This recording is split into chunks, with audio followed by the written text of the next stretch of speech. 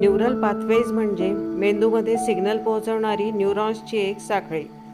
न्यूरोप्लास्टिसिटीच्या सहाय्याने आपण जाणीवपूर्वक हे पाथवेज पुन्हा तयार करू शकतो, ज्यामुळे मेंदूला अधिक कार्यक्षम बनवू शकतो आणि मुलांची एकाग्रता, भावनिक संतुलन आणि स्मरणशक्ती सुधारण्यास मदत होते.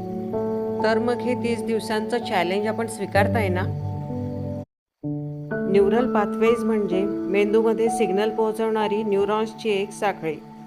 न्यूरोप्लास्टिसिटीच्या सहाय्याने आपण जाणीवपूर्वक हे पाथवेज पुन्हा तयार करू शकतो, ज्यामुळे मेंदूला अधिक कार्यक्षम बनवू शकतो आणि मुलांची एकाग्रता, भावनिक संतुलन आणि स्मरणशक्ती सुधारण्यास मदत होते. तर मग हे 30 दिवसांचं चॅलेंज आपण स्वीकारताय ना?